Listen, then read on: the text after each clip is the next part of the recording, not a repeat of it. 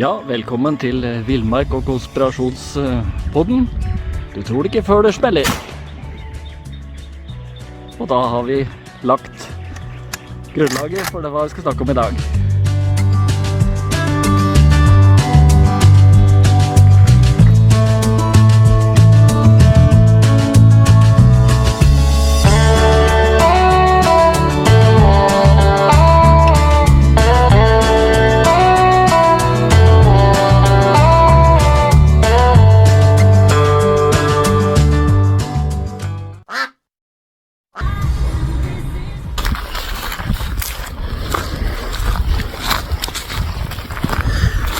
Ja, velkommen til en ny video fra Villmarka da. Jeg og Terje i Jegerpinglene er ute på en tur igjen. Nå skal vi bygge litt shelter og overnatte.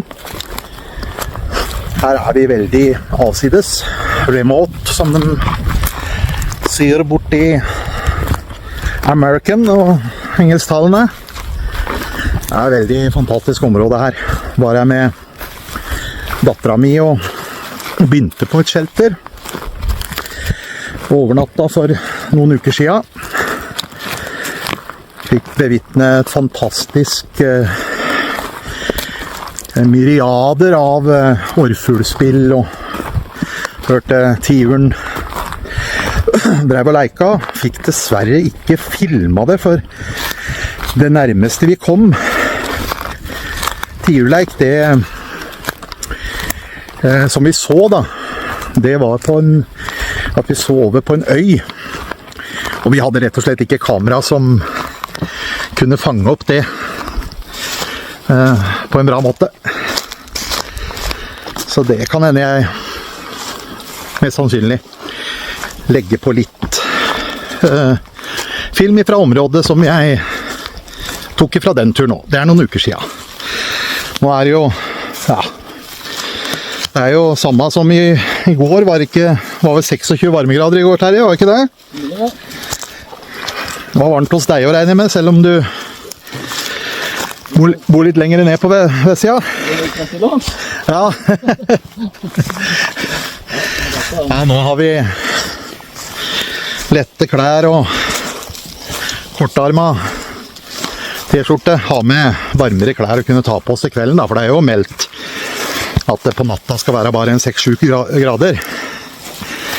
Så dette her er en av de mange fine villmarksområder i nærmiljøet. Så regner med at jeg kommer til å bli litt filmsnutt ifra både at vi bygger shelter og antageligvis en liten prat når vi finner oss leieplass. Nå skal vi først inn på der jeg og datteren min begynte å bygge shelter. Skal vi bygge litt videre på det. Det er ordentlig å bygge seg sånne shelter rundt omkring. Fordi at det, så lenge du ikke frakter inn materialer og holdt jeg på å si, bruker skruer og spiker, så kan du bygge deg det hvor som helst i utmark. Også på privat utmark. Så lenge du bruker ting som ikke den bruker til kommersielt. Døde busker og sånn, og bruker naturlig tau og sånt til å binde det sammen, så har du lov til det.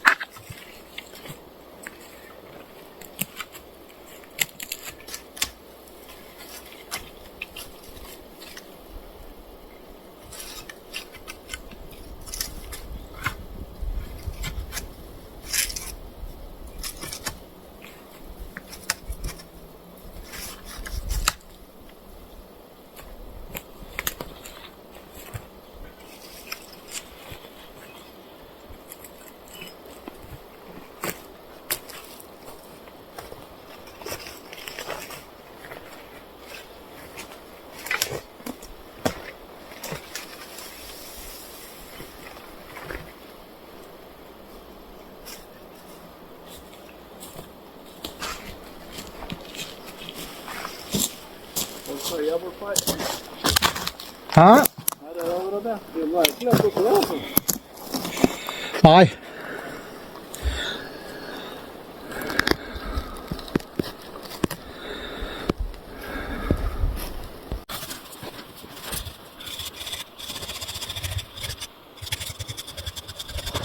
Timber!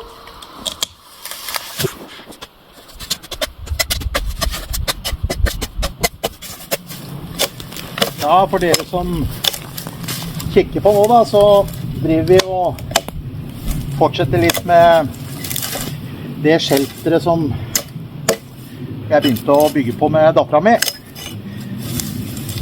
Bare legge til litt grann. Og så vil jo selvfølgelig granbar og sånn, det vil visne, men du får en konstruksjon som du bare kan putte på mer frisk granbar når du kommer her eventuelt og skal bruke det på nytt senere.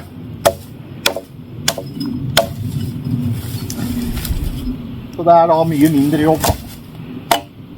Enten du er i nøden og trenger et shelter et sted, eller du er bare på en jakttur. Jeg er jo ofte på jakt inne i disse områdene. Og jeg gidder ikke å drasse på telt og sånn, det er alt for mye å drasse på. Så har vi jo tar på han ene jegerpingla, han har også med seg hengekøye. Det håper jeg får meg etter hvert, og det er veldig kjekt. Sette opp det, og så kan du bare feste tarpen over, så har du jo en sikker plass oppi buskene. Så det skal gjøre nu da. Det er på en måte bare laget litt grann, sånn halvt skjul. Så det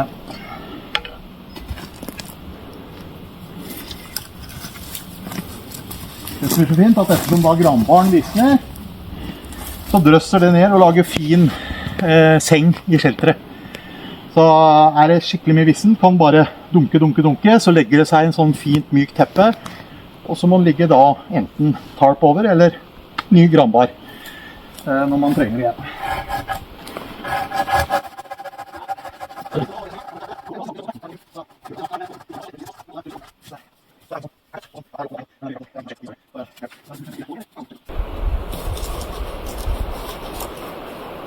Nå ser jeg at sånt er jo veldig greit står ferdig da. Ja, så plutselig må vi få litt mer høyre. Det tar jo flere timer. Ja, men da har vi mer. Man må kanskje holde mer vakt og... Ja, i en nødsituasjon så er det jo i hvert fall veldig ordentlig at man ikke må drive og stå og bråke rundt omkring. Så det å lage flere shelter. Kjempefint å ha sånne plasser. Plasser rundt omkring i bymarka.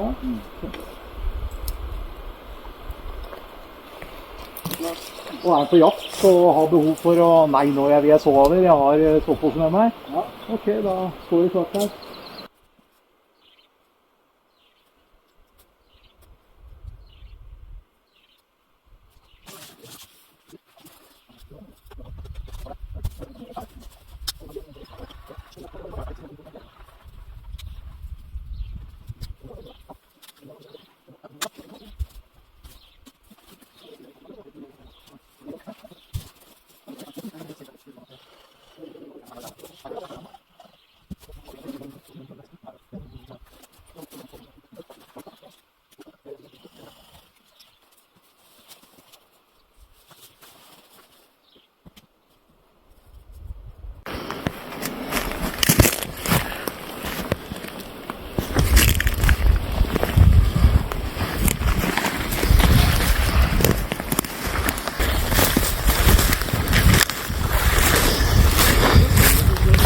Der er tarpen min festet. Hengekøyeplassen. Terje.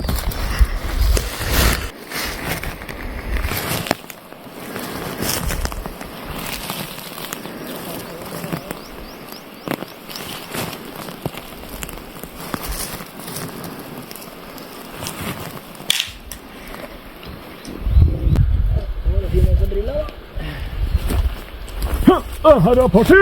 Her er party, Terje! Party!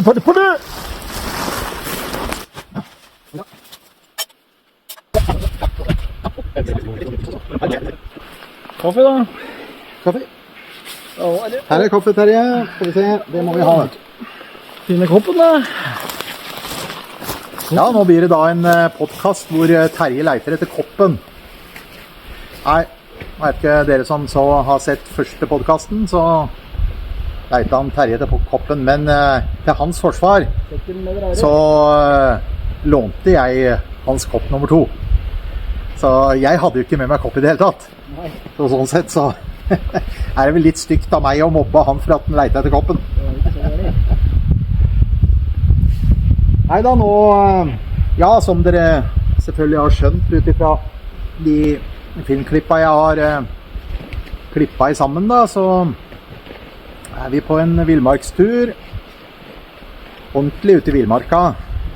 En av våre nærområder dette også, men det er noen mil å kjøre, og det er skogsveier og litt forskjellig, og så går vi innover da. Så her har jeg vært en del og jakta, og er kjempeålreit område her, veldig fint, nydelig, det er et vann i nærheten, og mye dyreliv og fugleliv, og mye storfugl, og tiur, orrfugl, jeg har møtt på tiur flere ganger, og annen storfugl da. Så nå tenkte vi bare, det blir ikke noe lang podcast fra denne turen her. Vi skal først og fremst, som dere har sett, så har vi ordnet oss en leir. Vi hadde et shelter da, som jeg sa, som jeg begynte å bygge med datteren min. Og vi sov over der, mens det var orrfuglspill og tiurleik og sånn. Så vi bygde litt videre på den, før vi dro til en helt annen plass da, gikk et annet sted på samme område, og har nå leiret oss her. Fått bygge koppen, Terje? Ja, ingen kommentarer. Nei, ikke noe kommentar. Du kan få innvie, starte med koppen min. Nei, du har jo kopp, jo. Kopp, vet du. Ja, ja. Den kommer til rette. Da er det kaffe, vet du. Så leter en finner. Ja, var det den koppen du lette etter? Takk, takk. Ja. Å, ja. Det var bra, vet du. Nå leter jeg kloner. Ja, vi er jo... Oi. Ja, sånn er det. Man ikke lærer seg å drikke uten å søle. Ja, nå... Vi har jo nettopp han har hatt bilen sin på e-kontroll. Han har jo så high-tech moderne bil. Hva modell er det du har, Terje? 2013. Han er 2013-modell. Jeg har mer sånn 1800-tallet. Nei, det er ikke det da, men det er 2001-modell. Vi måtte jo ta en tur i Villmarka og feire at vi har begge har fått EU-godkjent bilene. Kom igjennom. Vi kom igjennom da. Så det er jo det. Ja, hva mener du om det, Terje? EU-kontroll. Ja, men det er noen flotte greier det. Du mener det? Ja. Ja, nei, han tuller nå da. Det er jo at noen ukjente private mennesker, for det er det Norge AS, EU AS, Europaunionen, skal kunne pålegge oss kontroll, gebyrer, enten det være seg det ene eller det andre, og hva de argumenterer med av sikkerhet.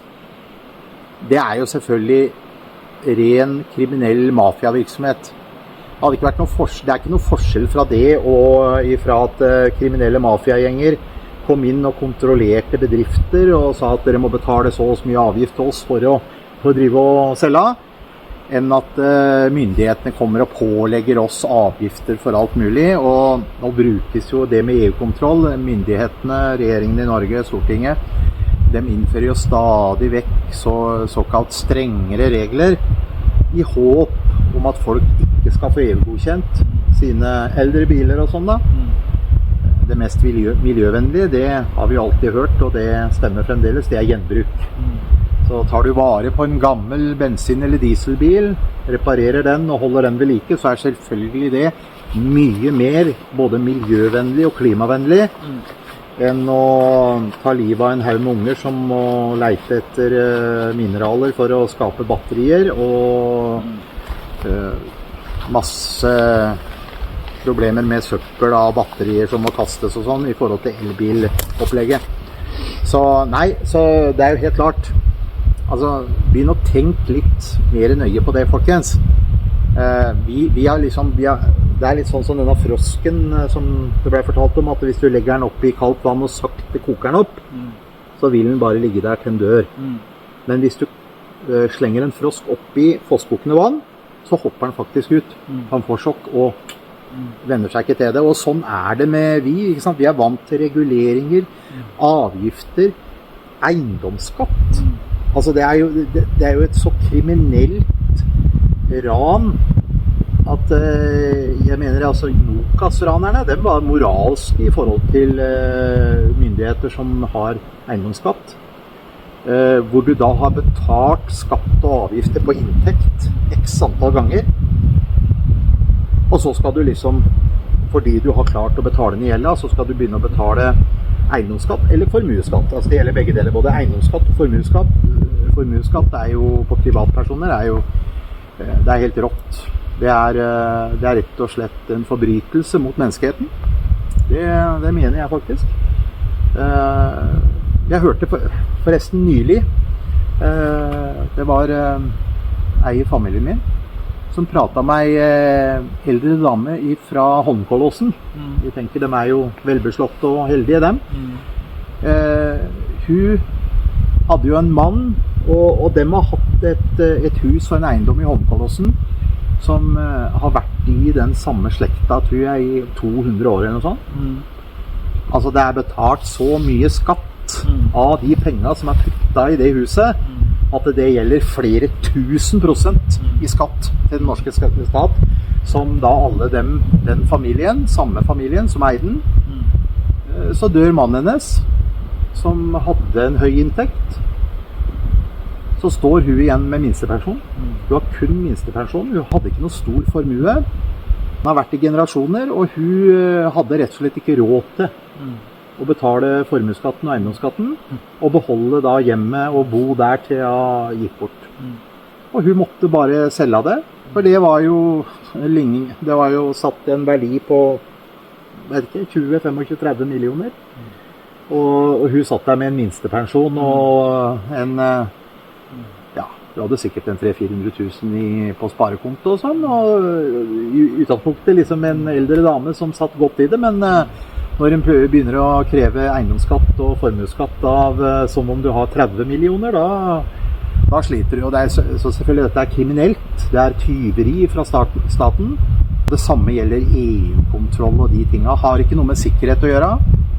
Jeg fikk jo en liste på den forrige avensisen på grunn av noen avgasser og sånn, for der har de satt normen veldig lavt, så veldig mange av de bilene som er noen år gammel vil skåre for høyt. Litt etter hvert der. Og skal du bytte noe sånn, hva det heter da, sånn katalysator og sånn, så er jo det fort 15-20-25 000 bare det, og jeg tror jeg regnet ut at om jeg gjorde det på billigst måte, vil jeg likevel komme opp i en 35-40 000. Jeg måtte reparere på en bil, så var det toppstand. Han gikk som et skudd, topp bremser, alt gikk som det var. Jeg averterte den, jeg tenkte det er for gærlig å vrake denne strøkne bilen, så jeg averterte den for noen tusen. Og det kommer noen utlendinger, og så vil jo jeg ha transparent og si det som det er, og vise dem EU-mangelen. Dette her er jo EU-mangel ut av en annen verden, det er jo lang. Og så flirer han og ristet på huet. Nei, sa han. Denne bilen er i toppstand. Alt det der er bare humbug. Vi skal kjøre den ned til Øst-Europa. Ingen problem, sa han.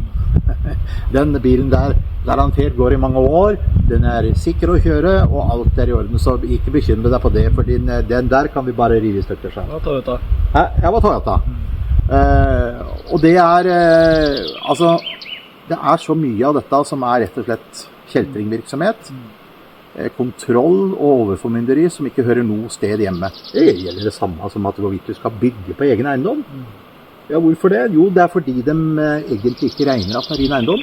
Derfor har de gitt deg gårdsnummer og bruksnummer.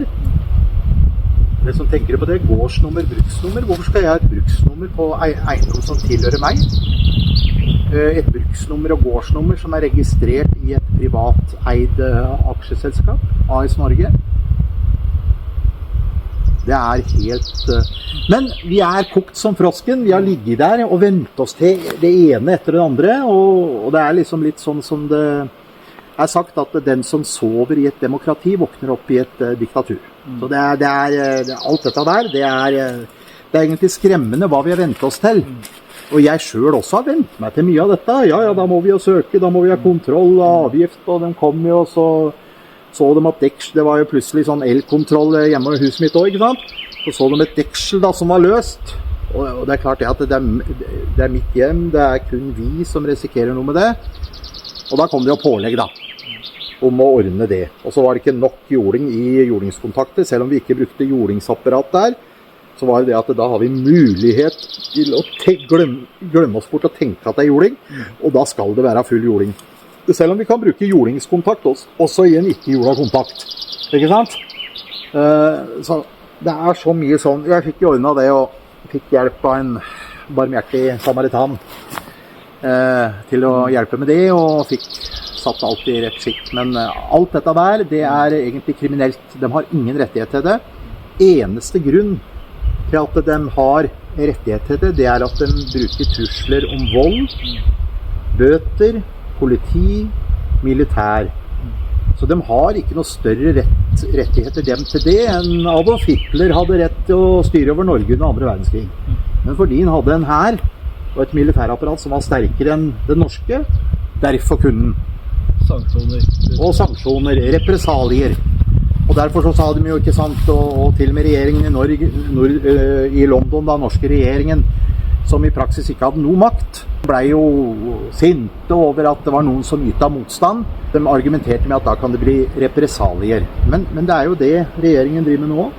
De truer med represalier, de truer med bøter, de sier avskilting av bilen hvis du ikke blir EU-godkjent og betaler EU-krav da, og gjør det du skal der. Og det, som jeg hørte når jeg var på Toyota med min Avensis, så hadde jo Biltilsynet i oppdrag fra myndighetene, de hadde vært nede der, og de hadde vært eidrende sinna. De hadde kjeftet dem opp fordi de hadde fått nyss i at Toyota brukte at hvis de tok en egenkontroll, og så de et skiltlys, for eksempel pære var ryker, da bare bytta de den. Så de at det var en refleksvest, dette har jeg opplevd, som manglet. Da bare la de inn en Toyota refleksvest, og så godkjente de sånne småting. Det er ikke rart da, at de reagerer på det, for det er jo ikke trafikksikkert. Nei.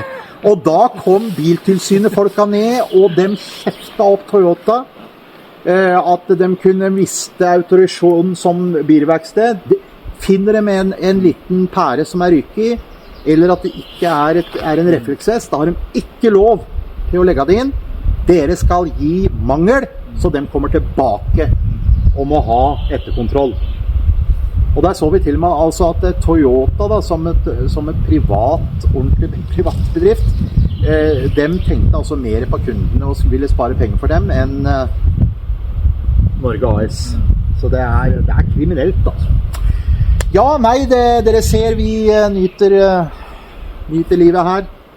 Terje, han har hengekøye og solseil over der. Jeg har tarpen min. Solcelle, ja.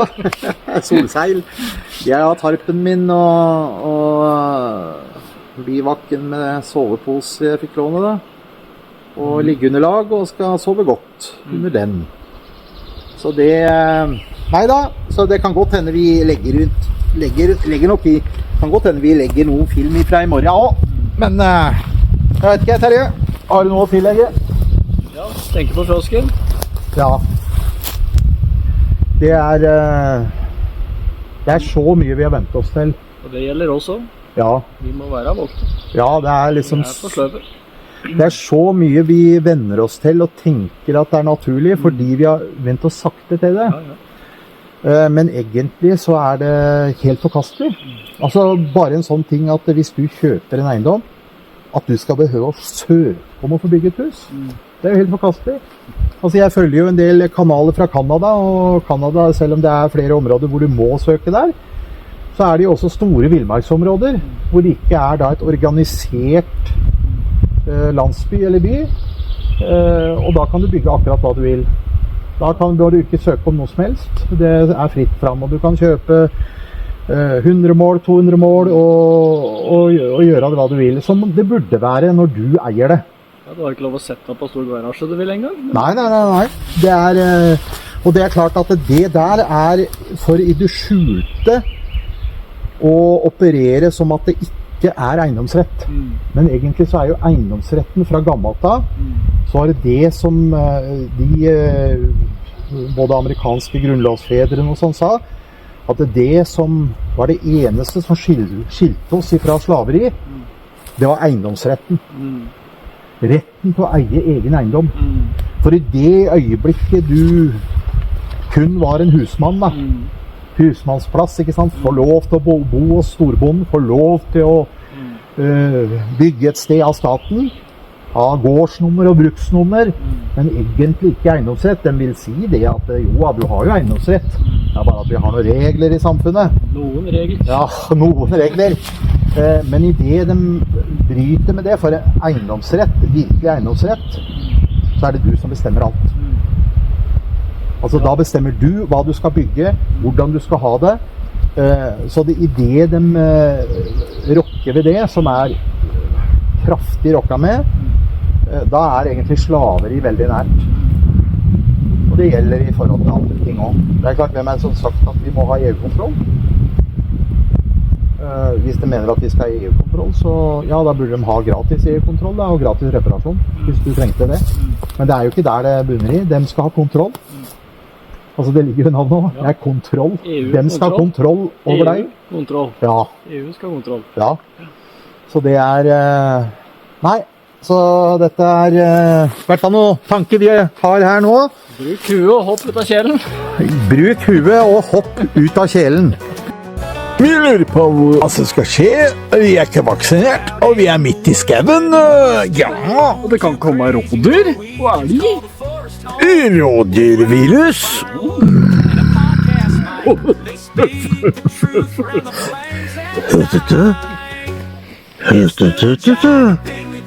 Så tanks. Dette er farlig. Ja, det er farlig det. Og det er ting vi lurer på. Stay happy, stay strong. Og hopp ut av kjelen.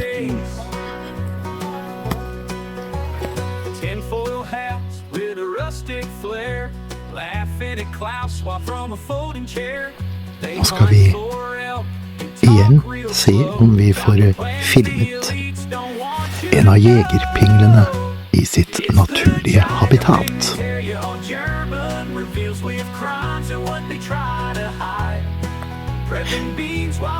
Ja, der synes jeg han kommer.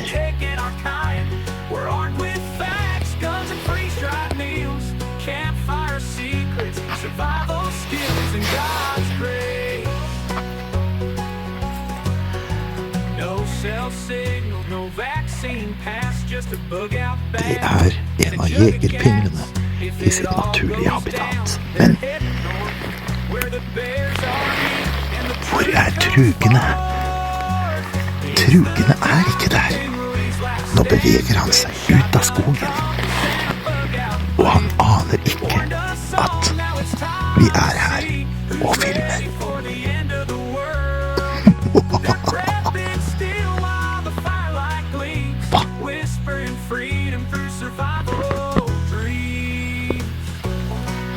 Der er han.